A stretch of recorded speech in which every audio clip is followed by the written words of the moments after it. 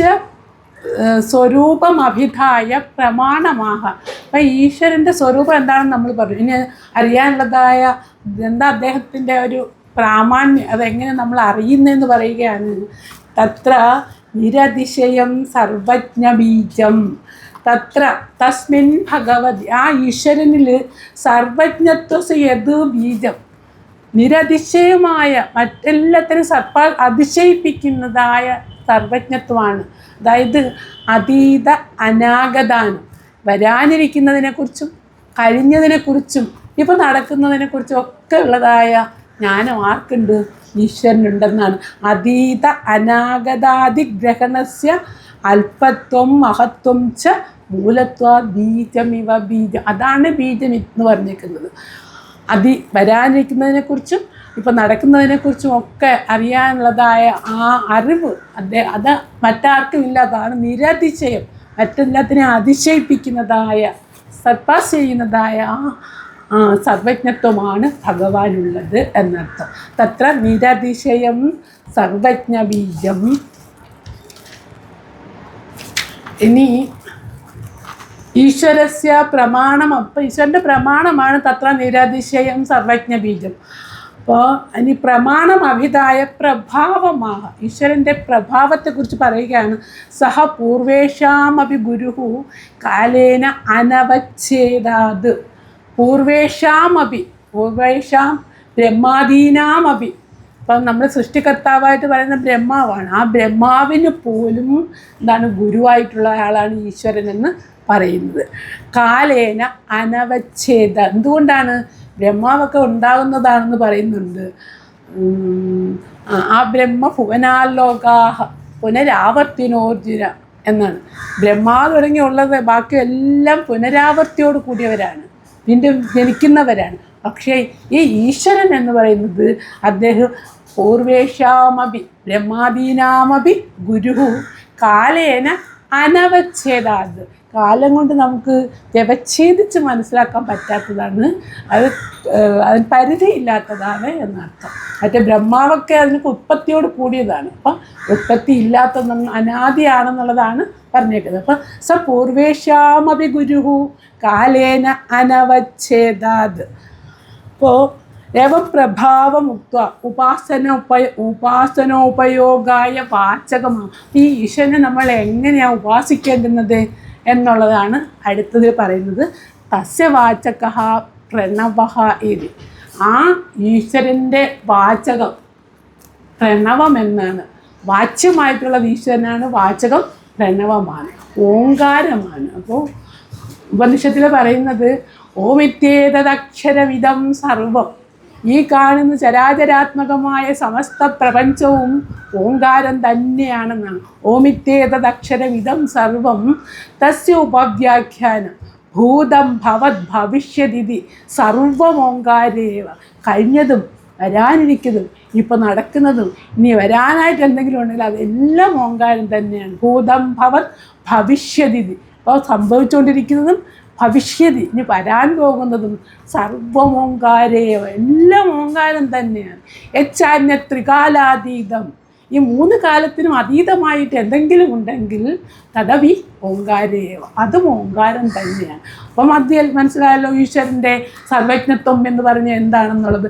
നിരതിശയം സർവജ്ഞബീജം എന്ന് പറഞ്ഞത് ഇതുകൊണ്ടാണ്. അതീത അനാഗതാനം, വരാനിരിക്കുന്നതിൻ്റെ ഈ കഴിഞ്ഞതിനെ എല്ലാത്തിനെയും വ്യവച്ഛേദിച്ചറിയാനുള്ളതായ കഴിവ് ഈശ്വരനുള്ളത് കൊണ്ടാണ്.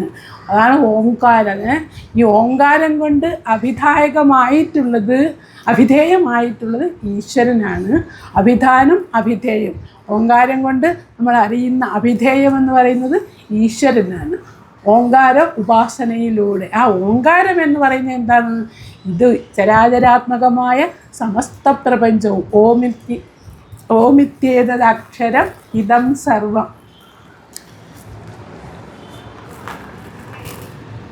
ഇപ്പോൾ കഴിഞ്ഞതും ഇപ്പം നടന്നുകൊണ്ടിരിക്കുന്നതും വരാനിരിക്കുന്നതും ഇനി അതീത അനാഗത എന്തെങ്കിലും ഉണ്ടെങ്കിൽ അതെല്ലാം ഓങ്കാരം തന്നെയാണ്. അതാണ് ഈ ഈശ്വരൻ്റെ വാചകമെന്ന് പറഞ്ഞത്. തസ്യ വാചകഃ പ്രണവഃ.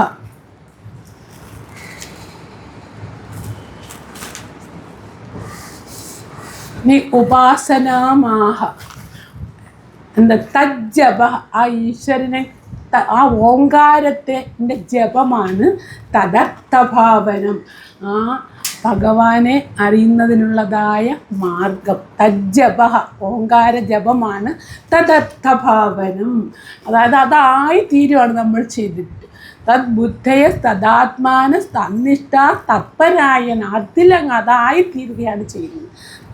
തജ്ജപ തദർത്ഥഭാവനം തസ്യ സാർത്ഥത്രിമാത്രകസ്യ പ്രണവസ്യ ജപഃ യഥാവതുച്ചാരണം. ഈ സാർത്ഥത്രിമാത്രകൾ, അതായത് 3 മാത്രകൾ നമുക്കറിയാം, അകാരം ഉകാരം മകാരം, അതാണ് ത്രിമാത്ര. സാർത്ഥ ത്രിമാത്രക ഒരർത്ഥവും കൂടിയുണ്ട്. അമാത്ര എന്ന് പറയും. ഓം എന്ന് പറയുമ്പോൾ അകാരം ഉകാരം മകാരങ്ങൾ കഴിഞ്ഞിട്ട് ഒരു അമാത്ര, അതിങ്ങനെ എന്താ പ്രപഞ്ചത്തിൽ ലയിച്ച് നിൽക്കുന്ന പൂർണ്ണമായ ഒരു അക്ഷരമല്ല അത്. അത് എന്താ എങ്ങനെ പറയുന്നത് എനിക്കറിയില്ല. അമാത്ര എന്നാണ്, മാത്രകളില്ല. അതാണ് ശരിക്കും ആത്മാവെന്ന് പറയുന്നത്, ശരിക്കുള്ള ആത്മാവെന്നാണ്. അപ്പോൾ അകാരമെന്ന് പറയുന്നത് ജാഗ്രതാവസ്ഥാഭിമാനിയായ ആത്മാവാണെന്ന് ഉപനിഷത്ത് പറയുന്നു. ഉകാരം എന്ന് പറയുന്നത് സ്വപ്നാവസ്ഥാഭിമാനിയായ ആത്മാവാണ്. മകാരം എന്ന് പറയുന്നത് സുഷുപ്താവസ്ഥാഭിമാനിയായ ആത്മാവാണ്. അപ്പോൾ അമാത്ര എന്ന് പറയുമ്പോൾ അതിനും അതീതമായി നിൽക്കുന്ന തുരീയനാണ് യഥാർത്ഥത്തിലുള്ളതായ ആ ആത്മാവ് എന്ന് പറയുന്നത്. മാത്ര അപ്പം അതായത് ശരിക്കും ഉപനിഷത്ത് പറഞ്ഞ അന്തഃപ്രജ്ഞം ന ബഹിഷ്പ്രജ്ഞം ന ഉഭയതപ്രജ്ഞം ന പ്രജ്ഞാനഘനം ന പ്രജ്ഞം ന അപ്രജ്ഞം അദൃഷ്ടം അവ്യവഹാര്യം അലക്ഷണം അചിന്യം അവ്യപദേശ്യം ഏകാത്മപ്രത്യസാരം പ്രപഞ്ചോപശമം ശാന്തം ശിവം അദ്വൈതം. അതാണ് ശരിക്കുള്ളതായ ആത്മാവ്. അപ്പം അതാണ് ഇവിടെ അമാത്ര. അമാത്രേ വിദ്യതേ ന വിദ്യതേ ഗതി എന്നെങ്ങാണ്ടാണ് ഉപനിഷത്തിൽ പറഞ്ഞേക്കുന്നത്. ശരിക്കും ഈ പ്രപഞ്ചം എല്ലാം ഉപശമിക്കുന്നതായ അവസ്ഥയാണ് നമ്മൾ ഈ തുര്യാവസ്ഥ എന്നൊക്കെ പറയുന്നത്. അത് തന്നെയാണ് നിർവികൽപക സമാധി എന്നുള്ളത് കൊണ്ടൊക്കെ നമ്മൾ ഉദ്ദേശിക്കുന്നത്, അല്ലെങ്കിൽ അസംപ്രജ്ഞാത സമാധി കൊണ്ടൊക്കെ ഉദ്ദേശിച്ചിരിക്കുന്നത്. അപ്പം തസ്യ സാർത്ഥത്രിമാത്രകസ്യ പ്രണവസ്യ, അർത്ഥത്തോടു കൂടിയ 3 മാത്രകൾ, അതായത് ഒരെണ്ണം കൂടെ ഉണ്ടെന്ന് ഞാൻ പറഞ്ഞല്ലോ. മകാരം ഉകാരം മകാരം കഴിഞ്ഞിട്ട് അമാത്ര എന്ന് പറയുന്ന ഒരെണ്ണം കൂടി ഉണ്ട്. അങ്ങനെയുള്ള പ്രണവത്തിന് ജപഃ യഥാവതുച്ചാരണം തദ്വാച്യസ്യ ഈശ്വരസ്യ ഭാവനം. അതുകൊണ്ട് വാച്യമായ ഈശ്വരനെ ഭാവനം എന്നുള്ളതിനോട് പുനഃപുനശ്ചേതസ് നിവേശനം, വീണ്ടും വീണ്ടും നമ്മുടെ മനസ്സിൽ ആ ഈശ്വരൻ്റെ ഇങ്ങനെയുള്ളതായ ഓങ്കാരോപാസനയിലൂടെ പറയപ്പെടുന്നതായ ആ ഈശ്വരൻ്റെ രൂപത്തെ നമ്മുടെ മനസ്സിൽ വീണ്ടും വീണ്ടും കൊണ്ടുവരുന്നത്. അതാണ് ഈ അസംപ്രജ്ഞാത സമാധി നേടാനുള്ളതായ മറ്റൊരു മാർഗമെന്ന് പറഞ്ഞേക്കുന്നത്. ഈശ്വര പ്രണിധാനാദ്വാ സമാധിലാഭ തജ്ജപ തദർത്ഥഭാവനം. നമ്മൾ പറഞ്ഞിട്ടുണ്ട് അകാരശ്ച തഥോകാരോ മകാരശ്ച അക്ഷരത്രയം ഏതാ ഏവ തിസ്രോ മാത്ര സത്വരാജസതാമസാഹ നിർഗുണ യോഗിഗമ്യാന്യ. അതുപോലെ നിങ്ങൾക്ക് വേണം സാർത്ഥമാത്ര എന്ന് പറയുന്നുണ്ട്.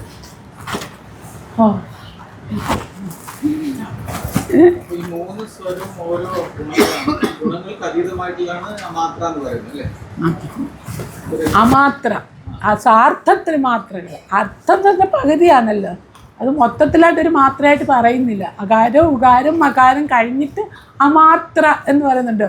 അമാത്രയെ വിദ്യതേ ഗതിഹി എന്നാണ് ഉപനിഷത്തല്ല ശരിക്കും കാരികയിൽ പറഞ്ഞേക്കുന്നത്. അപ്പം നമുക്കത് ഈ പ്രപഞ്ചം മുഴുവൻ നിറഞ്ഞു നിൽക്കുകയാണല്ലോ. തതഃ പ്രത്യക്ഷേതനാധിഗമഃ അന്തരായാഭാവഃ ച. ഈ ഓങ്കാര ഉപാസനയിലൂടെ നമുക്ക്, അല്ലെങ്കിൽ ഈ ഈശ്വര പ്രണിധാനത്തിലൂടെ എന്താ കിട്ടുന്നത്? പ്രത്യക്ഷേതന അധിഗമഃ അന്തരായാഭാവശ്ച. പ്രത്യക്ഷേതനയുടെ ആത്മസ്വരൂപത്തിൻ്റെ ജ്ഞാനവും അതുപോലെ തന്നെ അന്തരായങ്ങൾ, കുറേ ദോഷങ്ങൾ, അന്തരായങ്ങളിൽ നിന്ന് കുറേ വിഘ്നങ്ങൾ പറയുന്നുണ്ട്. അതിൻ്റെ ഇല്ലായ്മയുമാണ്. അതെന്താണെന്ന് താഴെ പറയുന്നുണ്ട്. അപ്പോൾ ഈ ഓങ്കാര ഉപാസന, അതായത് ഈശ്വരൻ ഭജനത്തിലൂടെ നമുക്ക് ആത്മസ്വരൂപാവബോധവും, അതാണ് പ്രത്യക്ഷേതന അധിഗമ, പ്രത്യക്ഷേതനയുടെ അധിഗമജ്ഞാനം ഉണ്ടാകുക, ആത്മാവിൻ്റെ സ്വരൂപത്തെക്കുറിച്ചുള്ള ജ്ഞാനം ഉണ്ടാവുകയും അതോടൊപ്പം അന്തരായാഭാവശ്ച, നമ്മുടെ ദോഷങ്ങളൊക്കെ കുറേ അന്തരായങ്ങൾ, കുറേ വിഘ്നങ്ങളൊക്കെ പറയുന്നുണ്ട്, അതില്ലാതാവും. അപ്പോൾ നമ്മൾ ഈശ്വരനെ പ്രാർത്ഥിച്ചുകൊണ്ടാണല്ലോ നമ്മൾ ഓരോ ദോഷങ്ങളും ഇല്ലാതാക്കുന്നത്. അതൊക്കെയാണ് ഈ പറഞ്ഞേക്കുന്നത്. അപ്പം അതെന്തൊക്കെയാണ് ഈ അന്തരായങ്ങൾ എന്നുള്ളതാണ് അടുത്തതിൽ പറഞ്ഞേക്കുന്നത്. വ്യാധി, സ്ത്യാന, സംശയ, പ്രമാദ, ആലസ്യ, അവിരതി, ഭ്രാന്തിദർശന, അലബ്ധഭൂമികത്വം, അനവസ്ഥിതാനി ചിത്തവിക്ഷേപാഹ തേ അന്തരായാഹ.